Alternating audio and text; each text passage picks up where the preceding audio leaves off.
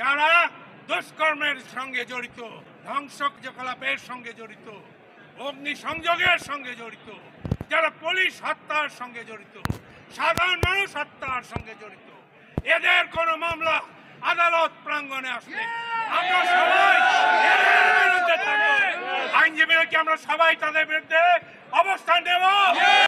চলে গেলাম বাসায়।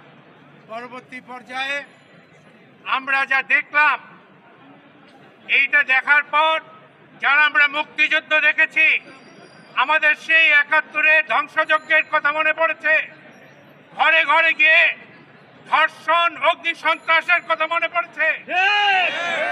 আমরা যেটা দেখেছি ২০১৪ সালে পেট্রোল বোমা দিয়ে সাধারণ লোকদেরকে, এমনকি আমাদের এই আইনজীবীরা বাসে করে যাচ্ছে, গাড়িতে করে যাচ্ছে, তাদেরকে পেট্রোল বোমা দিয়ে আহত করা হয়েছে, পুড়িয়ে মারা হয়েছে। আমরা যে ধারাবাহিকতা দেখে আসছি, এ ধারাবাহিকতা আবার দেখলাম। সাধারণ ছাত্রদের দাবি থাকতেই পারে, সাধারণ ছাত্রদের দাবির ব্যাপারে সরকার সুচিন্তিত সিদ্ধান্ত নেবে। যে বিষয়টা আদালতে বিচারাধীন, সেই বিষয়ে সরকার আদালতকে উপেক্ষা করে কোনো সিদ্ধান্ত দিতে পারে না। এই কারণেই বিলম্ব হয়েছে। সর্বোচ্চ আদালতে এই রায় প্রতিষ্ঠিত হবে, এটা আমাদের বিশ্বাস ছিল। আমরা আইনজীবীরা বিশ্বাস করতাম যে সর্বোচ্চ আদালতে আমাদের ছেলেদের দাবি, এই দাবি সুপ্রতিষ্ঠিত হবে। কিন্তু যা দেখেছি আমরা, প্রতিবার ছাত্রদের যখন একটা ন্যায্য দাবি নিয়ে আন্দোলন হয়, সেই সময় আমরা দেখি এই দাবিটাকে অন্য খাতে নেওয়ার জন্য জামাত, শিবির, রাজাকার, বিএনপি তারা উঠে পড়ে লাগে এবং তাদেরকে ভিন্ন পথে পরিচালিত করার চেষ্টা করে। আমরা তাদের এই অপচেষ্টাকে, এই ঢাকা আইনজীবী সমিতির আইনজীবীরা, সারা বাংলাদেশের আইনজীবীরা নিন্দা জানায়। আপনারা এখনো কেউ শুদ্ধ হলেন না। অনেক সময় দেওয়া হয়েছে, আইনজীবীরা অনেক সহ্য করেছে।